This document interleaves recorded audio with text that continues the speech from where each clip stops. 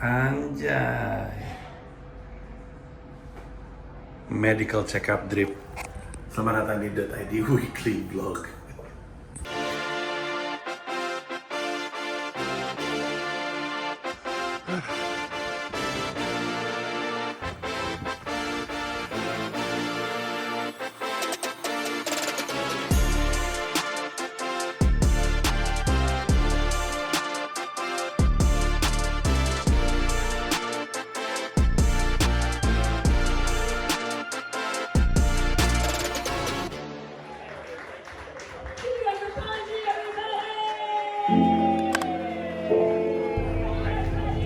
Oke, ini adalah monolog untuk merangkai kegiatan selama 1 minggu di .id Weekly Vlog. Biasanya gue bikin monolog ini selang beberapa hari, tapi dalam minggu ini nggak kebikin sama sekali. Jadi gue bikin monolognya sepanjang Senin sampai dengan hari Minggu. Mungkin tema besarnya di minggu ini adalah banyak sekali stand up.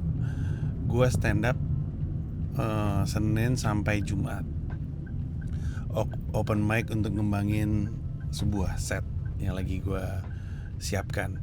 Senin gue open mic, Selasa gue open mic, Rabu gue open mic, Kamis gue open mic, Jumat gue open mic, Sabtu gue nonton show Pancasrada, Minggu gue nonton show Antusias Rio Dumatubun. Jadi full stand up.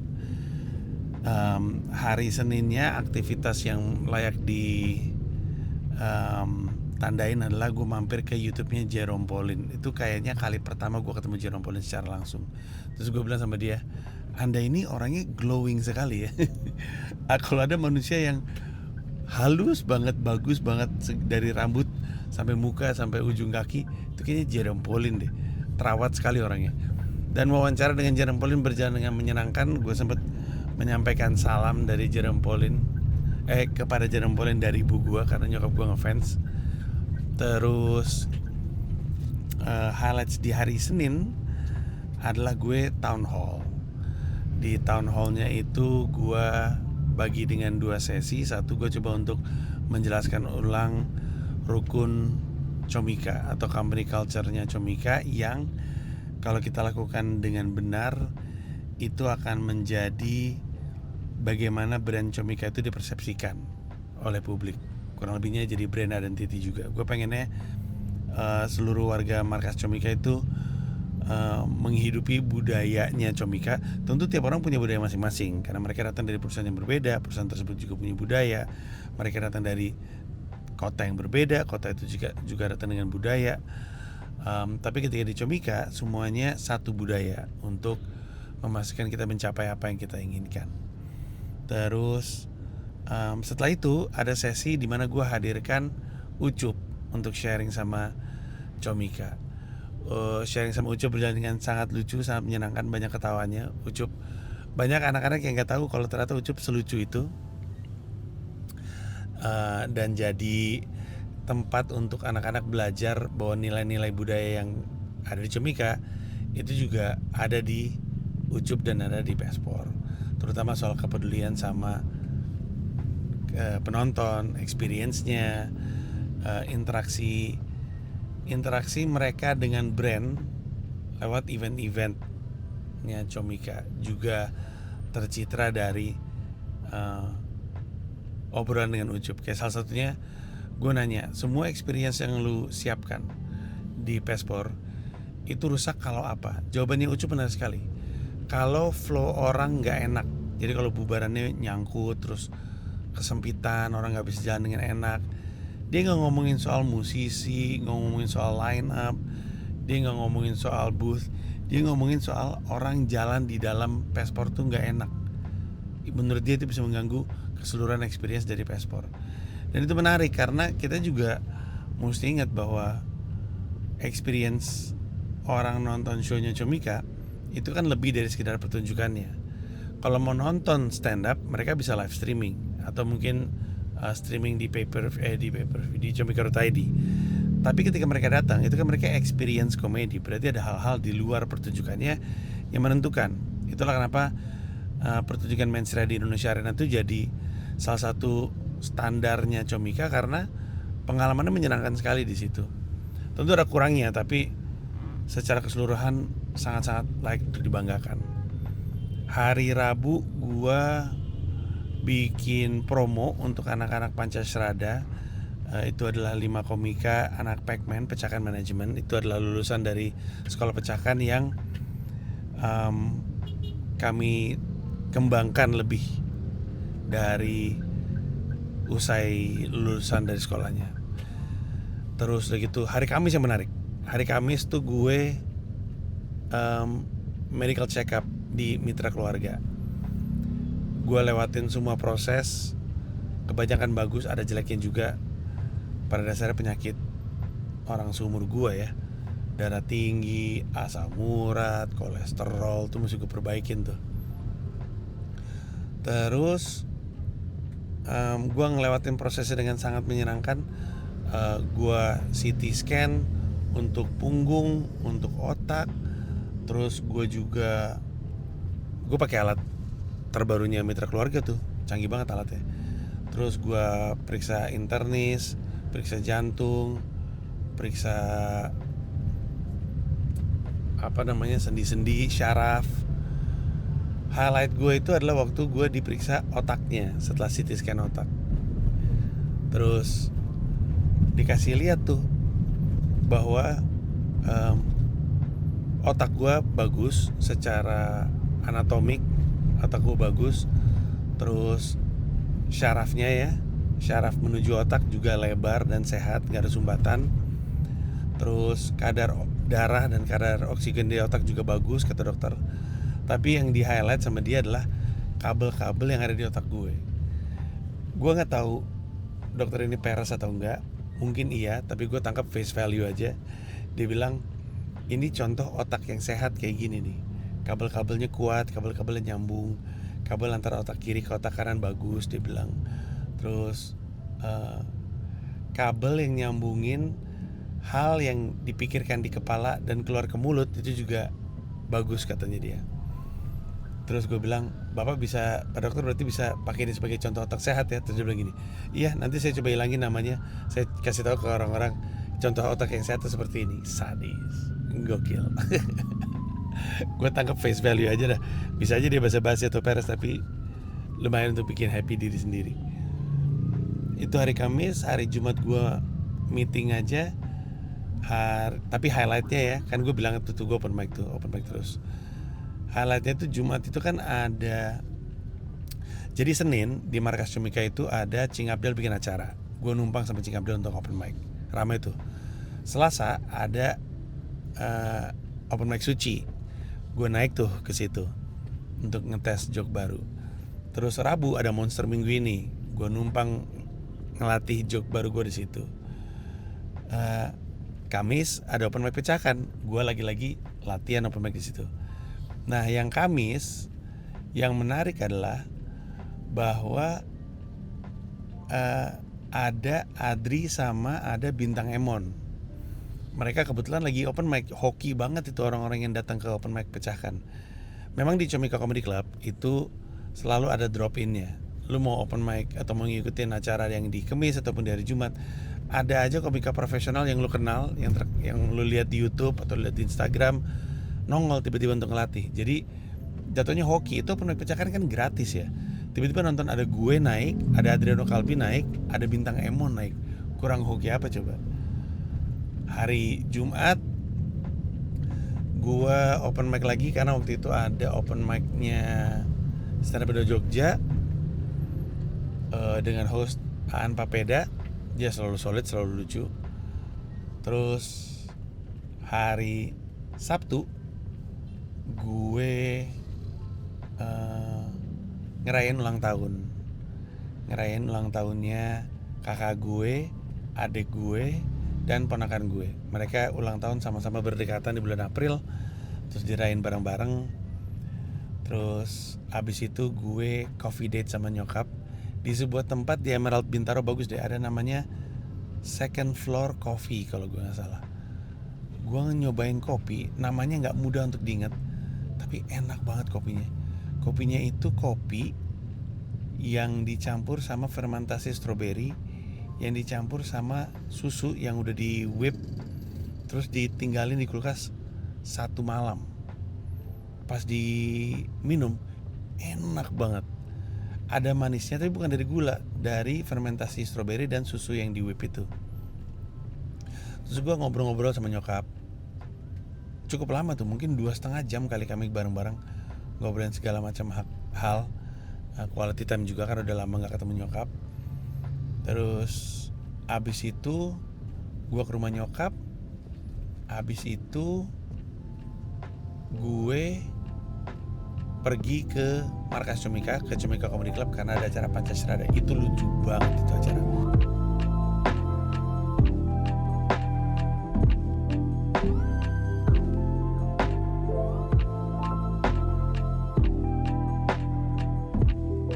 Pancasrada itu adalah pertunjukan yang dilakukan oleh 5 orang talent dari Pac-Man.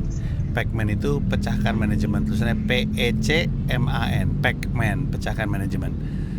Pecahkan manajemen itu adalah kelanjutan dari komitmennya Comika untuk melahirkan talenta-talenta. Kan biasanya talenta-talenta stand up comedy di Indonesia itu lahirnya dari komunitas. Nah tentu ada banyak sekali komika yang sudah lahir dari komunitas dan akan ada masih banyak komika-komika berkualitas yang lahir dari komunitas. Nah Comika juga pengen punya kontribusi terhadap lahirnya talent-talent baru, dan talent-talent ini sebagai bentuk keseriusan Comika melahirkan komika-komika yang bisa dibawa ke level keprofesian. Karena Pecahkan itu kan lembaga edukasi stand up. Salah satu produknya namanya Sekolah Pecahkan. Sekolah Pecahkan itu ada beginner, intermediate, sama level expert. Di level beginner memang banyak banget yang ikutan tuh bukan untuk jadi komika, tapi untuk belajar public speaking lewat pendekatan disiplin ilmu stand up comedy. Ada yang dokter, ada yang insinyur, ada yang kerja di agency, ada yang content creator. Mereka merasa butuh ilmu public speaking tapi ngambilnya pendekatan stand up comedy. Nah di antara semua itu masih ada beberapa yang emang pengen jadi stand up comedian. Nah orang-orang yang serius ini dicoba untuk dikembangkan lebih lanjut, lebih dari sekedar bersekolah. Kita masukkan manajemen yang secara teorinya tuh dari Pecahkan manajemen tuh masuknya ke Comika manajemen. Terus nanti cari lagi dari sekolah Pecahkan siapa yang masuk Pac-Man lagi untuk kemudian masuk Comika manajemen. Jadi Comika manajemen terus mendapatkan talenta-talenta baru, talenta-talenta segar dari sekolahnya. Nah bentuk pembelajarannya adalah tentu bikin pertunjukan, karena kan mereka kelak akan jadi komika profesional yang juga bikin pertunjukan. Bikinlah 5 komika ini pertunjukan kolektif namanya Pancasrada, dimana kebetulan 5 komika ini 5-5-nya beda agama. Ada yang Hindu, Buddha, Katolik, Kristen, Protestan, dan juga Islam. Nah mereka mencoba untuk memotret dunia lewat pendekatan agama masing-masing. Jadi bukannya agamanya diketawain, bukannya bahan bercandanya adalah agamanya, tapi orang dengan tiap agama berbeda-beda memantau dunia dengan perspektif agama masing-masing. Dan lucu banget. Gua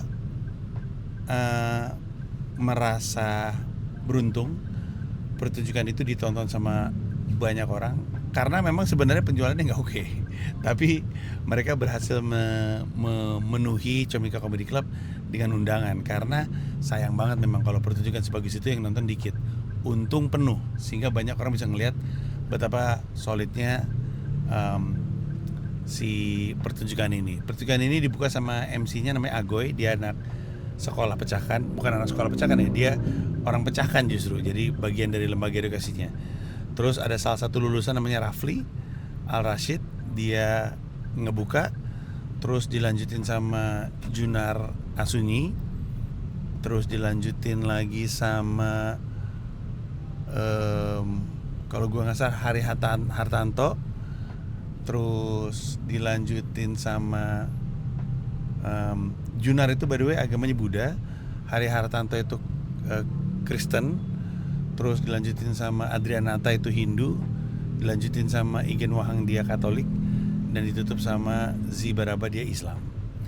Nah tapi momen pecah yang tak bisa diulangi lagi adalah ketika si Hari ngomongin dia promo acara Pancasrada lewat dating app. Kemudian di antara usahanya kejaringlah seorang cewek. Pas dicek sama si Hari Hartanto, orangnya katanya datang hari ini. Ternyata beneran datang, duduk di belakang, terus muji Hari Hartanto, bilang sejauh ini kamu yang paling lucu. Hari Hartanto mukanya merah, lucu banget. Ngelawak dalam kondisi malu-malu itu lucu banget. Gue nggak tahu gimana caranya si Hari bisa fokus kembali dan melanjutkan setnya, tapi lucu banget sih. Intinya pertunjukan sangat menyenangkan dan senang bisa ngelihat 5 komika, 6, 7 bahkan dengan Rafli dan Agoy yang punya perspektif yang berbeda-beda. Nah lanjutnya besoknya gue datang ke acaranya Rio Dumatubun, Antusias. Ini adalah pertunjukan, kalau gue nggak salah pertunjukan ketiga kali ya. Yang pertama Insecurity, yang kedua adalah Panggung Jawab, yang ketiga Antusias.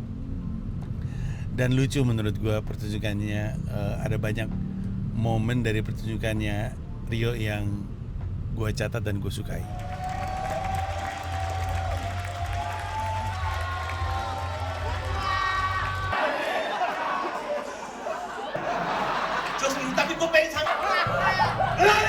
Show-nya Rio itu dimulai dengan 3 komika. Ada Virsal, ada Bonar Manalu, dan ada Nopen Ovian. Gua sorenya lari dulu di GBK. Jadi pas gua nyampe, Virsal kelewat sama gua. Bonar lagi manggung, tapi karena gua nggak mau ngeganggu pertunjukan, gua nunggu dari luar. Tapi gua denger setnya Bonar dan pecah banget. Bonar selesai, gue masuk, gue nonton setnya Nope juga pecah. Masuklah ke pertunjukannya Rio. Nah, Rio itu punya banyak chunk atau kumpulan beat dengan satu tema yang sama yang bagus-bagus. Salah satunya yang gue inget adalah beat Sari nyanyi. Itu lucu banget.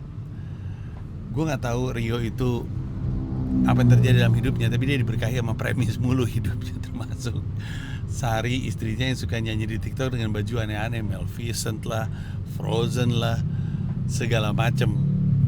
Dan dikasih lihat video nyanyinya, fotonya, dan tambah lucu. Yang lucu adalah cara Rio mencoba untuk ngegambarin ke kami semua yang nonton perasaan dia ngeliat istrinya bajunya aneh-aneh. Terus ada satu soal beat si Bob kalau ngomong logatnya berubah-berubah, itu juga favorit gue. Dan salah satu favorit gue adalah beat soal Rio nggak bisa jadi pendengar yang baik.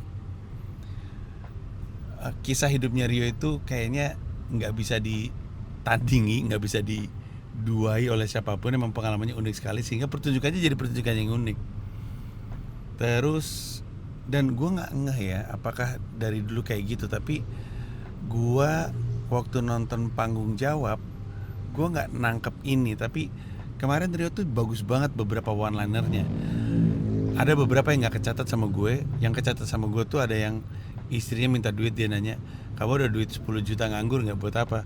Mau bikin single. Terus kata Rio, cerai aja ntar juga single. Terus ada satu beat ngomongin baca belum bisa, prosoton, main prosotan jago dia. Itu ada beberapa kalimat yang bagus banget dibikinnya sama Rio. Dan dia punya beberapa, cukup banyak one-liner yang bagus-bagus di pertunjukannya dia. Gue sih berharap ini pertunjukan pada akhirnya bisa ditonton sama lu juga, walaupun lu gak datang. Rio tuh kemarin-kemarin tuh naruh kontennya tuh di YouTube membershipnya dia, jadi nanti lu cek aja di YouTube membershipnya dia. Tapi minggu ini gue melakukan dan menikmati banyak sekali stand up comedy dalam berbagai macam aspek, sebagai pelaku ataupun sebagai penonton. Happy gue masih bisa berkesenian di bidang ini, bisa berkesenian di industri ini, bisa terus jadi bagian dari industri ini, dan semakin semangat untuk terus ngegedein industrinya. Memang itu cita-citanya Comika kan. Moga-moga Comika bisa jalan terus, sehat terus. Sebenarnya gue ada kabar baik tentang Comika, tapi kayaknya mungkin dibahasnya di episode minggu depan lebih pas. Untuk sekarang kita sudahi dulu. Terima kasih banyak dan kita ketemu di episode selanjutnya. Thank you. Untuk yang belum tahu, Museum Mandiri ini adalah lokasi syuting Comic 8 yang pertama. Kalau lo ingat adegan Ernest naik-naik, nendang-nendangin komputer tuh di sini. Dan bukan cuma itu, Museum Bank Mandiri ini adalah tempat syuting salah satu lagu Krispatih favorit gua. Bila rasaku ini rasamu. Polisi datang dari situ, terus menangkap basah para penjahat di situ. Keren ini tempat. Oh iya, sama ini juga lokasi syuting film Rudy Habibie. Gue syuting film Rudy Habibie di sini. Adegan yang Rudy Habibie ngafalin pesanan menu senior Songong tuh, itu di museum ini di sebelah sana. Mari Pak.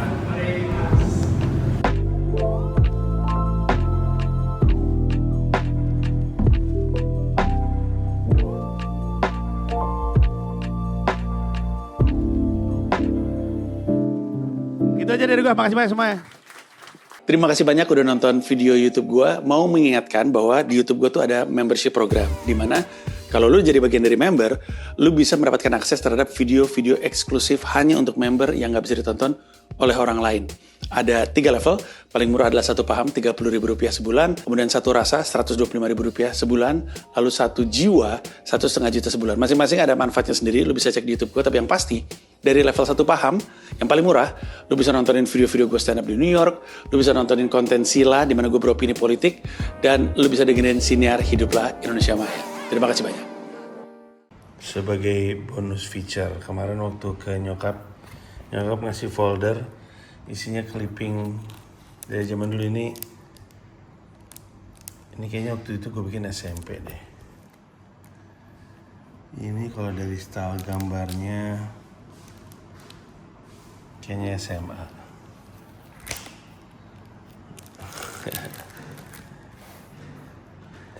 Dipo masih kecil, mungkin 2000 berapa? 2010 mungkin. Thank you.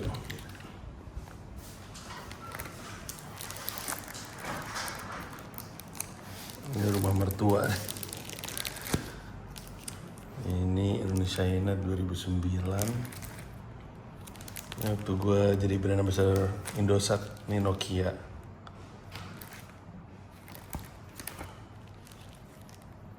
Koran Tempo. Indosat. Ini juga 2009-2010 mungkin. Dan namun bisa nih, zaman-zaman gue masuk TV Senin sampai Jumat nih. Tiap hari gue masuk TV. Ini tahun berapa nih? Bikin lagu, berarti mungkin 2010 kali. Ini puisi yang gue bikin.